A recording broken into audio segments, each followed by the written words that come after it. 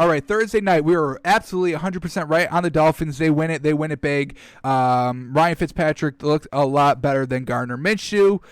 We were actually wrong about the Falcons game. You know, we were buying into the Falcons. We loved their offense, and we actually liked them in this game. Sunday in our show, we liked the Falcons. We didn't like their line. We didn't like their spread. We just liked them straight up. They once again blow a fourth quarter lead, and now we have to cut ties with the Falcons. They're no longer reliable. We were wrong about the Rams. We thought they would be a little bit more competitive. They were in the second half, but the first half, I mean, when you're setting the tone for the entire game, I mean, you're going down 23. It's hard to overcome that. Josh Allen looked good. I would feel comfortable putting the Bills in the top 10. I just have to kind of see where every other team is kind of playing out, but Josh Allen definitely looked good. First half looked very good, but overall, we liked the Rams kind of plus 2.5. We had them. We kind of liked them straight up. First real test for the Bills, and it's kind of hard to judge because of the great first half and the not so great second half. So definitely kind of gotta, we have to see another week of the Bills, whereas the Rams, we're not taking this loss too much because they got it together in the second half. That's what we want to see. All right, you didn't come out firing in the first half. Did you learn from your mistakes? Did you go into halftime, see what you did wrong? Did you clean it up heading into next week? Are you feeling good going into next week? Hey, we almost came down 28-3. We almost won the game. We should have won the game if it wasn't for that ghost pass interference call. I hate it. So the Rams really should have won the game. They should have felt good about that win, doing good in the second quarter. So we're not penalizing the Rams too much, or maybe we penalize the Bills just slightly for their second half blunder. Alrighty, Browns, Washington, right about this game. Loved the Browns here.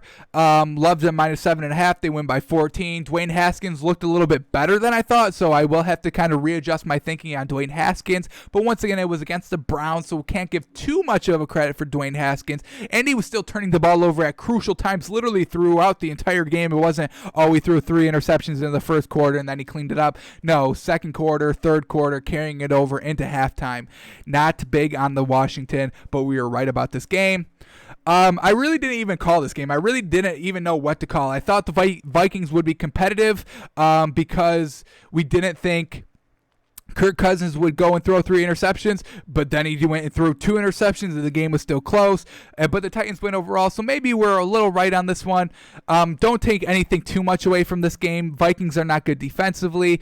Titans are a team that is going to be in close games because you really don't expect them to just air it out. You expect them kind of run game, Derrick Henry, let Ryan Tannehill kind of take care of whatever extra that is needed, and that's exactly what happened here.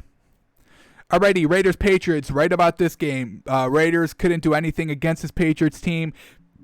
The final score is a little bit closer than what the game actually was. We're talking, 36-13 should have been really the final here. But yeah, this Patriots offense was just too much for the Raiders to handle defensively, and the Raiders offense faced a Bill Belichick-led defense, and they only really put up 13. So Patriots win this one big. We love them. We put them minus 5.5 in our lock section right about this game. Alrighty, 49ers, Giants.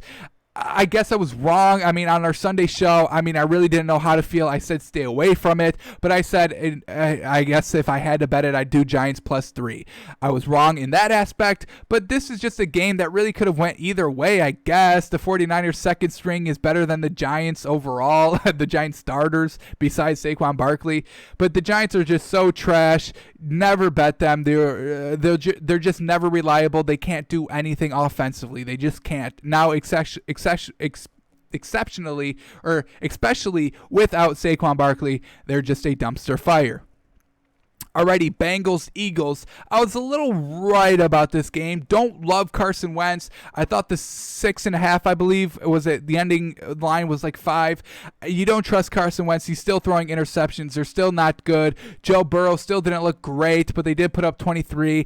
No team wanted to lose in overtime, which is stupid for the Bengals, and the Eagles are just trying to keep pace in the NFC East. All right, Texans, Steelers kind of went exactly how I thought it would, besides the final score. I thought the Texans would cover the +4, but the Texans could not score in the second half. Steelers defense, very good, locked it down in the second half. Steelers offense locked it down in the second half. Steelers are very good. Watch out, this team is special.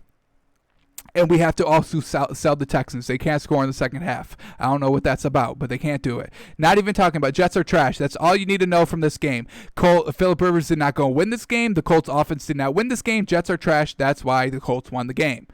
All right, Chargers-Panthers, don't buy into Joe Burrow just quite yet. And the Panthers, they're just going to be a hidden team throughout this entire year. Nobody's going to talk about them. They're winning games, and they're not putting up great numbers. They'll be into the void pretty much throughout this entire season. Cardinals going to take a step back here on the Cardinals just a little bit. They had the perfect opportunity to go 3-0 and they blow it. They're trying to do too much between Kyler Murray and DeAndre Hopkins. Open up the offense a little bit more so the Lions defense isn't just sitting on DeAndre Hopkins the entire game. Yes, he still caught 135 yards, but I mean, we're talking Kyler Murray throwing 3 interceptions. That can't happen. Alrighty, Bucks-Broncos. Game went exactly how I said to a T. Tom Brady getting Mike Evans involved. Tom Brady looking good. Jeff Driscoll not looking good. Broncos losing big. Buccaneers winning big. Buccaneers winning better than -5.5, which we had in our lock section. And the Bucks take it 28-10. Cowboys-Seahawks. Alright, Cowboys put up a lot more points than I thought, so maybe I have to retool my thinking of the Seattle's defense a little bit. Patriots having a little bit more success than I thought they would have against the Seahawks defense, and now the Cowboys having a little bit more success than I thought against the Seahawks defense. The one thing that the Seahawks defense it does do is bend but don't break. They're turning the ball over here against the Cowboys, which the Cowboys do have a history of turning the ball over, and the Seahawks had that great 1-yard goal line stand to beat the Patriots. So yes, they're bend but don't break, but they are giving up a little bit more points than I kind of hope or kind of want this team giving up. Saints-Packers. I backed out of the Packers game or Packers bet last week, but Aaron Rodgers is still showing us why he's my number 2 for MVP behind Russell Wilson. Gonna take a little bit of a step back here on the Saints a little bit. Losing Michael Thomas is obviously hurting the Saints offense. They're focusing too much on Alvin Kamara, and I do not like it. Where we look at the flip side of Aaron Rodgers and the Packers, they are getting somebody new involved with 100 yards receiving every single game. Who will it be next week? That is the big question mark, but it will be somebody.